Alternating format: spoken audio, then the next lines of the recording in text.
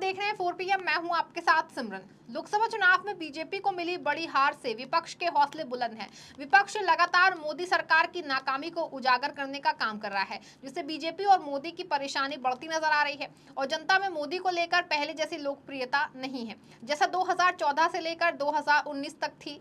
जब पहली बार मोदी सत्ता में आए थे तो उन्होंने जनता से तमाम वादे किए थे, लेकिन धीरे धीरे समय बीता और मोदी के द्वारा किए गए सभी वादे धरे के धरे रह गए और एक भी वादा जो है वो पूरा ही नहीं हुआ, जिससे नाराज जनता ने मोदी को 2024 के चुनाव में बैसाखी के सहारे लाके खड़ा कर दिया।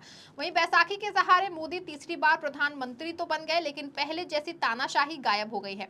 एक अकेला सब पर भारी फिर कभी मोदी के भाषणों में नहीं सुनाई दिया। बता दें कि मोदी को जिस किसी भी नेता से ऐसा लगने लगा कि वो हमारी सल्तनत को बर्बाद कर देगा, हमारी ध्रुवीकरण की राजनीति को जनता के सामने उजागर कर देगा, या यूं कहें कि विपक्ष की किसी भी पार्टी को मजबूत स्थिति में देखकर बीजेपी की समाप्त होता देख उस पार्टी की या नेता को फर्जी तरीके से सरकारी तंत्रों का दुरुपयोग करके जेल में डालने का काम किया। लेकिन शायद मोदी ये भूल गए कि फर्जी केस में फंसाकर किसी भी नेता को ज्यादा दिन तक सलाखों के पीछे नहीं रखा जा सकता है।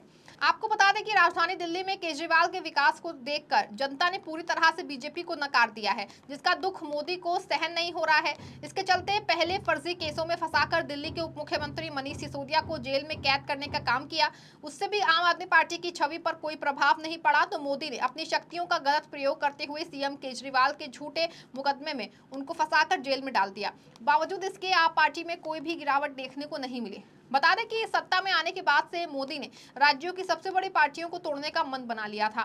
मोदी पहले उन पार्टियों को बीजेपी में शामिल होने का न्योता देते थे, या पार्टी बीजेपी का कहना नहीं मानती थी तो उसकी लोकप्रियता खत्म करने के लिए सरकारी तंत्रों ईडी, सीबीआई, आईटी जैसी संस्थाओं को साथ जो है उसको लेते थे और विपक्षी नेताओं को डराने का प्रयास करते थे। वहीं अगर विपक्षी नेता मोदी की इन योजनाओं से डर गया तो उसने बीजेपी का दामन थाम लिया।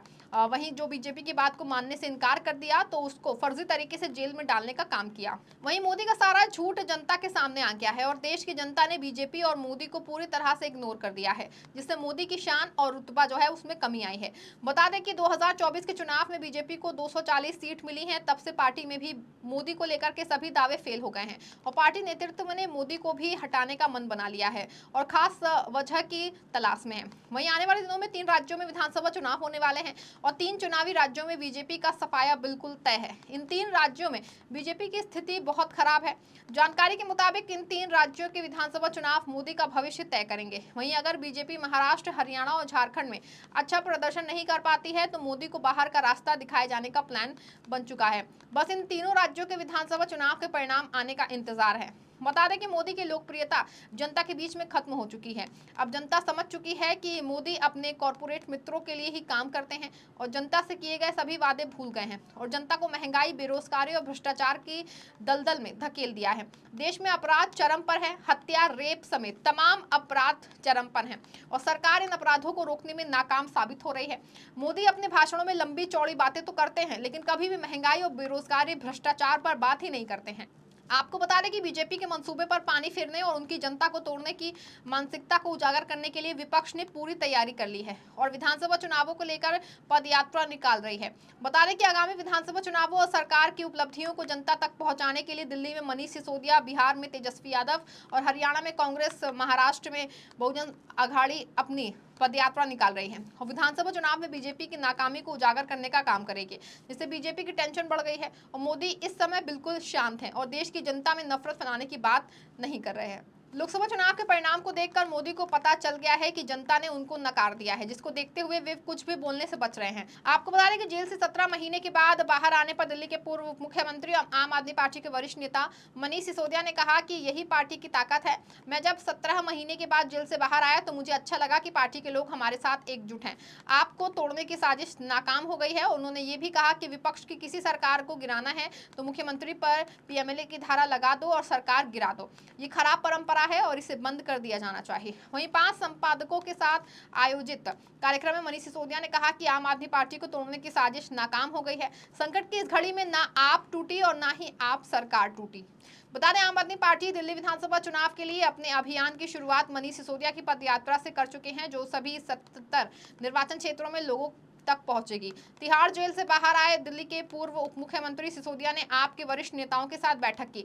बैठक में मुख्यमंत्री अरविंद केजरीवाल की पत्नी सुनीता भी शामिल हुई। बैठक के बाद पत्रकारों से बात करते हुए आपके संगठन महासचिव और राज्यसभा सदस्य संदीप पाठक ने कहा कि सिसोदिया हरियाणा में भी आम आदमी पार्टी के लिए प्रचार करेंगे, जहां इस साल के अंत में विधानसभा चुनाव होने हैं। पाठक ने कहा था कि सिसोदिया की पदयात्रा लोगों को काम में बाधा डालने और उन्हें परेशान करने की भाजपा की प्रवृत्ति के बारे में बताएगी। वहीं बैठक में ये संकल्प लिया गया कि विधानसभा चुनाव आम आदमी पार्टी को तोड़ने की भाजपा की साजिशों को हराने के लिए लड़ा जाएगा, जो सफल नहीं होने वाली है। पार्टी को तोड़ना असंभव है और उन्होंने कहा कि आम आदमी पार्टी तैयार है और दिल्ली के लोग भी भाजपा को सबक सिखाने के लिए तैयार हैं, ताकि वो देश में कहीं और चुनाव जीतने और पार्टियों को तोड़ने के लिए गंदी राजनीति करने की हिम्मत ना कर सकें। पाठक ने कहा कि चुनावी राज्य हरियाणा में आप पहले ही 45 जनसभाएं कर चुकी है और अब राज्य के प्रत्येक लोकसभा क्षेत्र में बड़ी जनसभाएं की जाएंगी।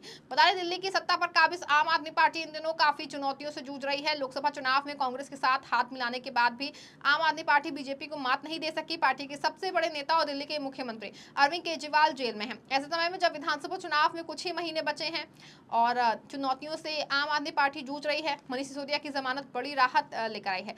जेल से बाहर आते ही सिसोदिया पूरी तरह से एक्टिव हो गए हैं। वहीं केजरीवाल के जेल जाने के बाद आम आदमी पार्टी के नेतृत्व को लेकर सवाल उठ रहे हैं, लेकिन मनीष सिसोदिया के बाहर आने से पार्टी को राहत मिली है। जब पदयात्रा पर निकले सिसोदिया ने एक तरह से ये साफ कर दिया है कि पार्टी में केजरीवाल के बाद वे ही दूसरे नंबर के नेता हैं। आम आदमी पार्टी के लिए लोकसभा चुनाव नतीजों और ताजा परिस्थितियों में कार्यकर्ताओं और नेताओं को एकजुट रखना भी बड़ी चुनौती है।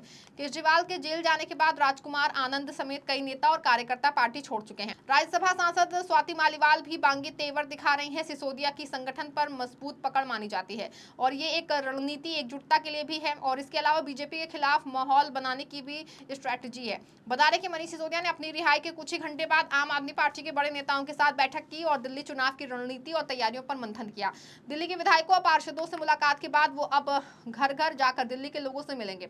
मनीष सिसोदिया ग्रेटर कैलाश विधानसभा से शुक्रवार को अपनी पदयात्रा शुरू की। आम आदमी पार्टी के नेता सौरभ भारद्वाज ने बताया कि मनीष सिसोदिया की पदयात्रा दिल्ली की सभी 90 विधानसभाओं में होगी और ये यात्रा आगामी चुनाव तक चलती रहेगी।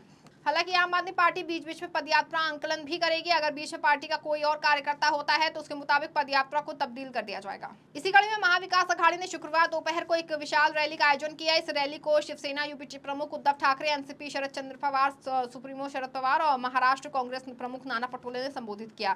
बता दें, वरिष्ठ शिवसेना यूपीटी नेता संजय राउत के अनुसार अन्य कांग्रेस नेताओं ने भी रैली को संबोधित किया। इस रैली में उद्धव ठाकरे ने केंद्र की बीजेपी सरकार पर निशाना साधा है और उन्होंने कहा कि हमारे साथ मुस्लिम हैं। आपको बता दें कि उद्धव ठाकरे ने केंद्र सरकार पर निशाना साधते हुए कहा कि कल पीएम मोदी ने कहा कि सेक्युलर संविधान, तो क्या पीएम मोदी आपने हिंदुत्व छोड़ दिया है? आपके पास हिम्मत है तो अब आपने वक्फ बोर्ड बिल पास करके क्यों नहीं दिखाया? चंद्रबाबू नायडू से बात नहीं बनी क्या? वक्फ बोर्ड की जमीन आप अगर उद्योगपतियों को देने वाले हैं तो ऐसा नहीं होगा जैसे आपने हिंदू मंदिरों को कई जगहों को लूट लिया। मोदी की गारंटी अब नहीं चलेगी। बता दें, इससे पहले वरिष्ठ शिवसेना यूपीटी नेता संजय राउत ने कहा कि एमवीए गठबंधन एक साथ विधानसभा चुनाव लड़ना चाहता है। उन्होंने कहा कि तीनों पार्टियों शिवसेना, यूपीटी, कांग्रेस और एनसीपी के बीच सीट बंटवारे, आम घोषणा पत्र या किसी अन्य मुद्दे पर कोई मतभेद नहीं है। सबकी नजर इस समय इसी बात पर टिकी हुई है कि महाविकास अघाड़ी महाराष्ट्र में आगामी विधानसभा चुनाव के लिए उद्धव ठाकरे को मुख्यमंत्री पद के चेहरे के रूप में पेश करेगा या नहीं। शिवसेना यूपीटी प्रमुख अपने एमवीए सहयोगियों से आगामी महाराष्ट्र विधानसभा चुनाव के लिए उन्हें सीएम चेहरा घोषित करने का आग्रह कर रहे हैं। वहीं इस महीने की शुरुआत में उद्धव ठाकरे दिल्ली की 3 दिवसीय यात्रा पर थे। यहाँ महाराष्ट्र के पूर्व मुख्यमंत्री ने नेता प्रतिपक्ष राहुल गांधी, शरद पवार और कांग्रेस अध्यक्ष मल्लिकार्जुन खड़गे से मुलाकात की थी। वहीं बिहार में भले ही अगले साल विधानसभा चुनाव होने हो, लेकिन सियासी बिसात अभी से बिछाई जाने लगी। ऐसे में लालू यादव के सियासी वारिस माने जाने वाले आरजेडी नेता और तेजस्वी यादव प्रदेश की यात्रा शुरू करने जा रहे हैं, जिसकी रूपरेखा पार्टी ने तैयार कर ली है। माना जा रहा है कि तेजस्वी यादव 17 अगस्त से बिहार यात्रा का पहला चरण शुरू करेंगे और प्रदेश के सभी 243 विधानसभा क्षेत्रों का दौरा करेंगे। तेजस्वी 5 महीने के बाद फिर से बिहार की यात्रा पर निकल रहे हैं। बता दें, तेजस्वी यादव अपनी बिहार यात्रा की शुरुआत वाल्मीकि नगर से कर सकते हैं। इस तरह पहले चरण में यात्रा मिथिलांचल के विधानसभा क्षेत्रों से गुजरेगी और किशनगंज में समाप्त होगा। नीतीश ने जिन सियासी हथियारों का इस्तेमाल करके आरजेडी से सत्ता छीनी थी, अब तेजस्वी ने उन्हीं मुद्दों को लेकर यात्रा निकालने का ब्लूप्रिंट तैयार किया है। माना जा रहा है कि तेजस्वी ने बिहार यात्रा के जरिए जिन विभिन्न मुद्दों पर नीतीश कुमार को घेरने का प्लान बनाया है, उसमें बिहार में जाति आधारित गणना और प्रदेश में बढ़ते क्राइम को रखा है। इसके अलावा भ्रष्टाचार के मुद्दे के साथ नीतीश कुमार को कम्युनिस्ट के कटघरे में खड़ा करने की स्ट्रैटेजी है।